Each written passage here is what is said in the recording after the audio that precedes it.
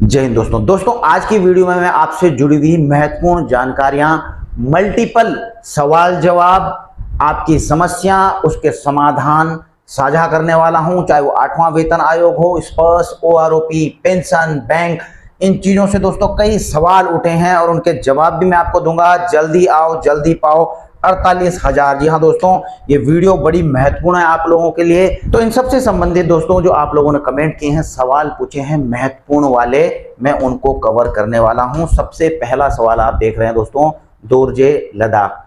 बहुत से pension chart देखे लेकिन अभी तक उसमें जो मेरा बेसिक है वह नहीं दिख रहा। जैसे कि सूबेदार 28 साल 30,175 ले रहा पेंशन, लेकिन मेरी 31,429 है, 529 है। यह क्या है? प्रोटेक्टेड है, रिजर्व है? बताने की कृपया करें। तो देखिए दोस्तों, कुल मिलाकर इनका सवाल यह है कि मैं सूबेदार आया हूं, ठीक है ना, मेरी पेंशन बढ़ ही नहीं रही है। मेरी पेंशन जो है यही है 31,429, ठीक है। तो 529 थोड़ा देखिए है, 529 है। जबकि जो है जो भी चार्ट आ रहे हैं, जो अभी ओआरओपी का चार्ट आया है उसमें 30,175 दिखा रहा है। तो दोस्तों यह है एक चार्ट। कौन सा चार्ट है दोस्तों? ओआरओपी 3 का। और यहां पे देखेंगे दोस्तों आप सूबेदार and equivalent rank Y group के, और यहां पे देखेंगे दोस्तों आप सर्विस। आप अपने हिसाब से भी देख सकते हैं दोस्तों, इसका स्क्रीनशॉट लेकर के। अगर आपका रैंक अलग, ये अलग अलग है, अपने रैंक के हिसाब से एक्स ग्रुप वाई ग्रुप, ठीक है। अभी क्वालिफाइंग सर्विस मैंने 20 साल से ऊपर यहाँ पर रखा हुआ है। तो आप देखिए 28 साल के सूबेदार जो वाई ग्रुप के हैं दोस्तों, इनकी जो ओआरओपी 3 में हुई है वो 30,175। तो इसके कारण से इनका कहना है कि मैं तो 31,529 रुपए ले रहा हूं, तो मेरी क्यों नहीं बढ़ रही? क्या है? प्रोटेक्टेड है, रिजर्व है? देखो मैं पहले आपको बता दूं, ये सूबेदार हैं प्री 2016 के रिटायरी। और आपको बता दूं जो 2016 से पहले के रिटायरी है ना सूबेदार, उनकी 2016 के बाद जो सूबेदार रिटायरी हुए उनसे ज्यादा पेंशन वो ले रहे हैं, ठीक है ना। और ऐसे में दोस्तों जो ओआरओपी में फिक्स हो रहा है, तो जो 2016 के बाद वालों के हिसाब से हुआ 2019 में या फिर 24 में, तो ऐसे में इनकी कम हो पाई। और कम हो पाई तो इन पे तो दोस्तों पे कमीशन जब लगा था 7वां पे कमीशन 2.57, तो उस हिसाब से इतनी हो गई। लेकिन जो सर्विंग में है दोस्तों लगा तो उनके भी, लेकिन इस हिसाब से बन रखा है वहां पर कि अभी भी वो कम ले रहे हैं। इसलिए दोस्तों जो पुराने हैं, पुराने पेंशन जिनकी ज्यादा पेंशन है, इसके अकॉर्डिंग ओआरओपी के टेबल के अकॉर्डिंग, तो उनकी प्रोटेक्टेड है दोस्तों, कम नहीं होगी, उतनी लेते रहेंगे वो, ठीक है ना, वो कम नहीं होगी। हाँ अगर कम होती तो यहां पर आ जाती, लेकिन अगर ज्यादा है तो वो प्रोटेक्टेड है, ठीक है।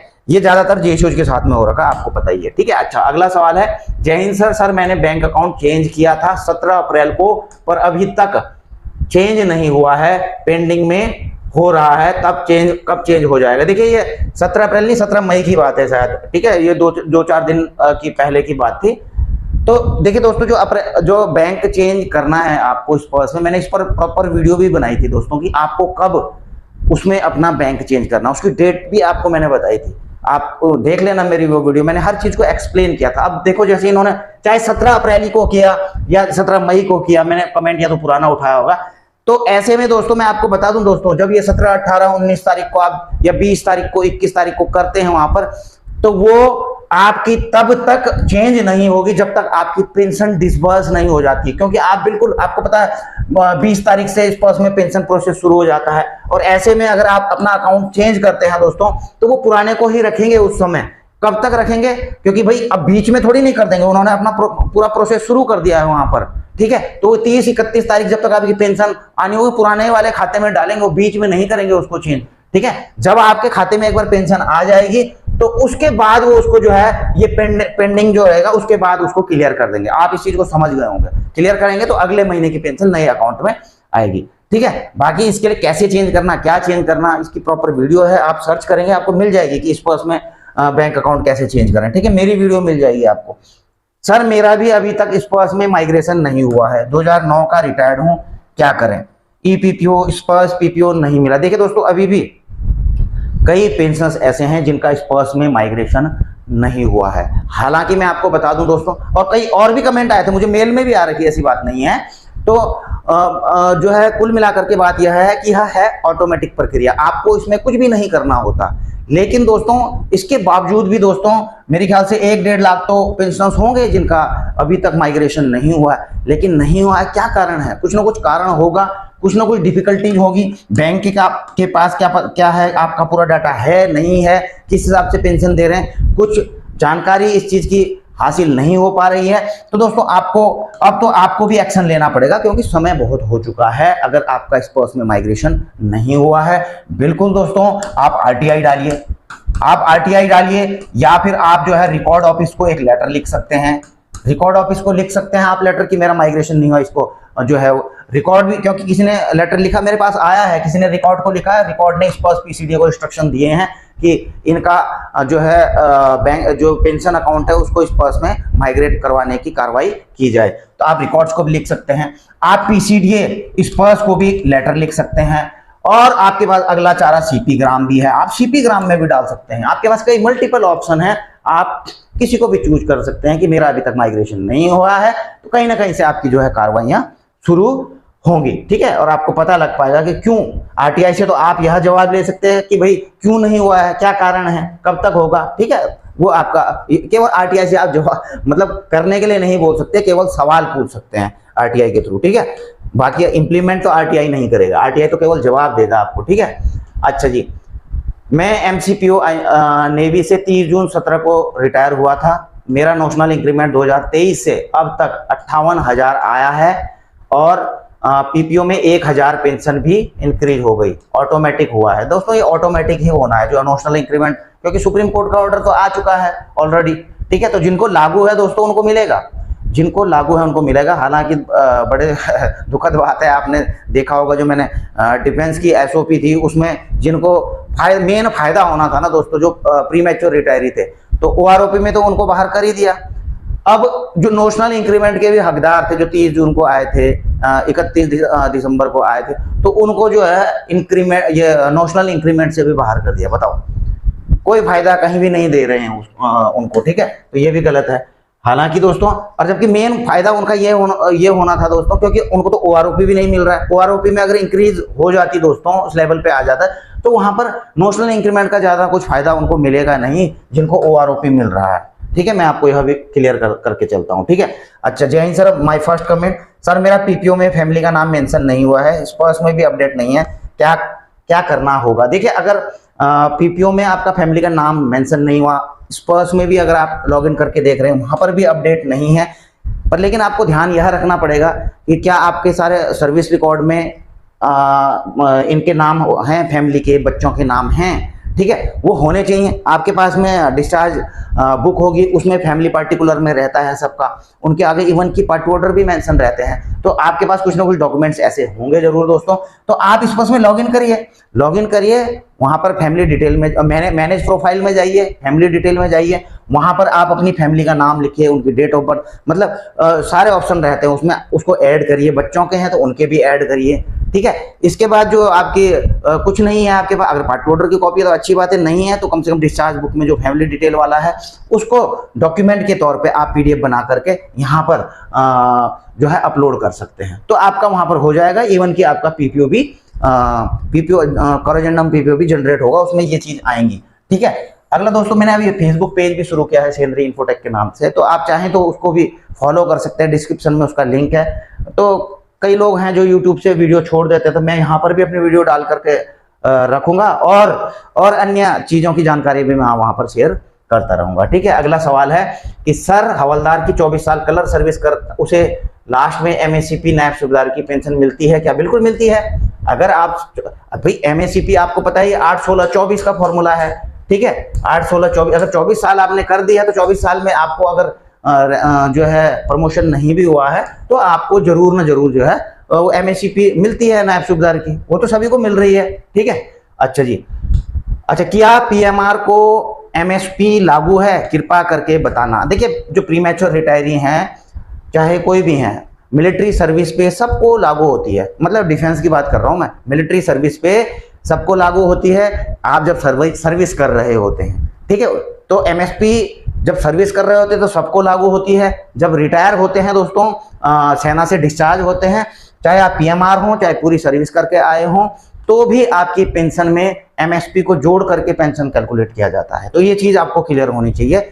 जो है ऐसा नहीं कि पीएमआर के साथ और जगह ओआरओपी में मार दिया, नेशनल इंक्रीमेंट में हटा दिया, तो यहाँ भी नहीं, तो यहाँ होगा दोस्तों, यहाँ पे मिल रहा है। ठीक है, ये चीज आपको क्लियर होनी चाहिए। सर जी 1 रैंक 1 पेंशन रिजर्व सैनिकों को नहीं मिल रहा है, वर्तमान 9000 बेसिक पेंशन मिल रही है, बताने की कृपा करें कि सिपाही के बराबर 1 रैंक 1 पेंशन का लाभ होगा कि नहीं। जय हिंद, जय भारत, जय उत्तराखंड। देखिए आपको बता दूं, कई ऐसे पेंशन हैं जिनको ओआरओपी लागू नहीं है, चाहे वो प्री मैच्योर रिटायरी हों, और इनको भी दोस्तों जो रिजर्व सैनिक हैं उनको भी ओआरओपी के दायरे से बाहर रखा गया है। आप चाहें तो ओआरओपी का जो पॉलिसी लेटर है जो अभी जारी किया गया है ओआरओपी 3 का, और उसमें चीजें क्लियर मेंशन की गई है दोस्तों। इनका जो रिजर्व सैनिक है उनका 9000 ही है, तो इनका बढ़ेगा तो दोस्तों पे कमीशन में बढ़ेगा। ठीक है, तो इनको ओआरओपी नहीं है, ये चीज हालांकि मिलना चाहिए, वो बात अलग है। अब देखिए दोस्तों, सर मैंने आईएचक्यू के ऑर्डर की कॉपी भी भेजा था, उसके बाद रिकॉर्ड ऑफिस ने पार्ट 2 ऑर्डर रिपब्लिश करके एलपीसी कम डाटा शीट। देखिए इनका बोलने का मतलब यह है दोस्तों कि जो इन्होंने सवाल भेजा था कि ये रिटायर हुए थे 2008 में, ये देखिए 1 जनवरी से, और मेरा अभी तक 1 सितंबर 2008 से ही है। अभी आपको पता होना चाहिए, जब 6वें पे कमीशन की बात कर रहे हैं, 6वां पे कमीशन 1 जनवरी 2006 से लागू हुआ था, 1 जनवरी 2006 से लागू हुआ था। लेकिन ये जब 1-2 साल आपको लगते हैं, जैसे कि अभी 8वां पे कमीशन जनवरी 26 से एक्सपेक्टेड लागू होगा, तो लेकिन 27-28 में तक जाकर के इम्प्लीमेंट होगा, उस समय रिपोर्ट आएगी। तो उस समय जो हुआ था दोस्तों सितंबर 2008 में इसका 6वें पे कमीशन का वो आया था, तो इसके हिसाब से इनकी सैलरी नहीं बढ़ाई गई थी।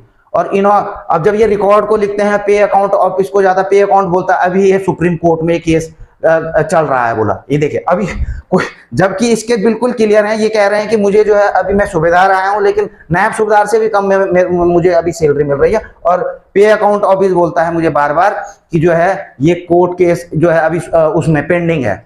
अरे भैया, ये 6वां पे कमीशन का कौन सा कोर्ट में पेंडिंग है? ये तो बिल्कुल क्लियर पहले ही कर दिया गया था कि भाई जो 6वां पे कमीशन वो 1 जनवरी 6 से लागू हो जाएगा। हालांकि एमएससीपी को 1 सितंबर 2008 से लागू किया गया था, लेकिन 2018 में 25 जुलाई 2018 को दोस्तों इसमें अमेंडमेंट किया गया एमएससीपी में कि जो इसको यानी कि 1 सितंबर 2008 से इसकी डेट को बदल करके 1 जनवरी 2006 से इसको लागू कर दिया गया। एमएससीपी की बात कर रहा हूं दोस्तों मैं। एमएससीपी पहले 1 सितंबर 2008 से ही किया था, लेकिन बाद में यानी कि 25 जुलाई 2018 को मिनिस्ट्री ऑफ डिफेंस का आप लेटर देख रहे हैं गवर्नमेंट ऑफ इंडिया का, एमएससीपी को 1 जनवरी 2006 से लागू कर दिया। अरे भाई, जब इतना बड़ा लेटर निकल गया सरकार का, अभी पे अकाउंट ऑफिस कौन से उसकी बात कर रहा है कि भाई अभी सुप्रीम कोर्ट में पेंडिंग, पूरी दुनिया को मिल गया। ये खुद बोल रहे हैं कि जो मेरे साथ के हैं 99 लोगों का केस और कहा fresh clarification is awaited from honourable supreme. देखो ये क्या कह रहे हैं, मेरी समझ में बात नहीं आ रही है दोस्तों। तो ये खुद कह रहे हैं कि मेरे साथ के जो थे उनको तो सबको मिल गया, ये पता नहीं क्या बात कर रहे हैं। तो दोस्तों ऐसा भी चल रहा है। आप डालिए आरटीआई डालिए, सीपी ग्राम में डालिए, ठीक है। ये आपके पास में जो तर्कस में तीर हैं वो चलाइए अब, है ना। आप डायरेक्टली पे अकाउंट ऑफिस से भी क्या वो कर रहे हैं, तो आप सीधा इसके ऊपर आरटीआई से सवाल पूछिए, सीपी ग्राम में डालिए, ठीक है। ये चीज कार्रवाई तो करनी पड़ेगी दोस्तों। जब तक आप कार्रवाई नहीं करोगे तो चुपचाप बैठ जाएंगे वो भी, ठीक है। अगला है दोस्तों पहले आओ पहले पाओ 48,000। जी हाँ दोस्तों, चिल्ड्रन एजुकेशन ग्रांट की बात हो रही है यहाँ पर। केएसबी की वेबसाइट दोस्तों बिल्कुल खुली है। आप इस एकेडमिक ईयर का यानी कि 25-26 एकेडमिक ईयर के लिए फॉर्म भर सकते हैं। कोई सवाल भी कह रहे थे कि दोस्तों अभी तो पिछला ही पेंडिंग है। किसी ने सवाल पूछा था मुझे याद है, तो वो पूछ रहे थे कि अभी पिछला पेंडिंग है, क्या अगला वाला भर सकते हैं, क्योंकि पिछले वाले की अभी तो पेमेंट हुई नहीं है, पिछले वाले की पेमेंट नहीं हुई है। तो दोस्तों आप अगला भर सकते हैं, ऐसा कुछ है नहीं अभी। और पहले आओ पहले पाओ, आप जितनी जल्दी भरेंगे दोस्तों आपका पेमेंट भी उतनी जल्दी होगा। वो सीनियरिटी में आप सीनियरिटी से जितनी जो जल्दी भरता है दोस्तों, सीनियरिटी में उसका नंबर पहले आ जाता है उस बैच में। तो जैसे मैंने आपको बताया कि बैच वाइज पेमेंट होता है, पहला बैच दूसरा बैच, तो आप जिस भी पहली वाले बैच में आएंगे तो आपकी भुगतान इसका जल्दी होगा, क्योंकि जो केएसबी से फंड आपको रिलीज होता है वो फंड अवेलेबिलिटी पे होता है, ठीक है। फंड अवेलेबल होता है तो बैच क्लियर किए जाते हैं। तो जल्दी भर लीजिए दोस्तों अपना, ठीक है। जितना जल्दी भरेंगे तो जल्दी पाएंगे भी। अब है 8वां वेतन आयोग को लेकर के दोस्तों। 8वां वेतन आयोग की प्रोग्रेस यह है दोस्तों कि यह अभी किस फेज में है? यह चल रहा है दोस्तों कंसल्टेशन फेज में। जी हाँ दोस्तों, यह कंसल्टेशन फेज में चल रहा है। आप देख रहे होंगे कि अलग अलग राज्यों में 8वां पे कमीशन घूम रहा है।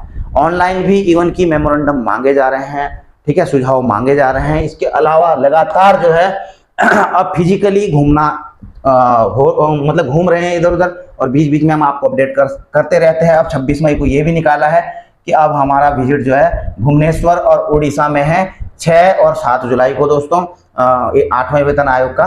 तो इन्होंने कहा है दोस्तों कि 15 जून तक ये लिंक भी दिया है, इसमें वो मेमोरेंडम सबमिट कर देंगे। ये आखिरी तारीख है 15 जून 2026। मेमोरेंडम सबमिट कर देंगे तो वहां से जो है उनको यूनिक मेमो आईडी मिल जाएगी, उनको जो है मीटिंग में बुलाया जाएगा शेड्यूल करके, ठीक है, तो ये मिल जाएगा उनको। तो कुल मिलाकर अगर जो भुवनेश्वर उड़ीसा के हैं ऐसे संगठन हैं, कोई वहां पे एसोसिएशंस हैं, ठीक है, या जो स्टेक होल्डर्स है, जो भी है दोस्तों, तो वहां पर ये यहाँ पर अपना मेमोरेंडम सबमिट कर दें, ठीक है, और 15 जून से पहले। और ये है जुलाई की डेट 6 और 7 जुलाई को भुवनेश्वर उड़ीसा में होगा, मतलब आपको मिल जाएगा। तो कुल मिलाकर के दोस्तों यही, हालांकि सवाल तो मेरे पास बहुत हैं दोस्तों, फिर लेके आऊंगा, कुछ और सवाल छूटे हुए थे, लंबी वीडियो हो जाती है असल में, ठीक है ना, लेकर के आऊंगा। तो आप चाहें तो दोस्तों वीडियो को लाइक शेयर कर सकते हैं, और फेसबुक को फॉलो, पेज को फॉलो करना मत भूलना दोस्तों। वीडियो करेंगे यहीं पर समाप्त, जल्द मिलेंगे नई वीडियो में नई जानकारी के साथ। जय हिंद, वंदे मातरम।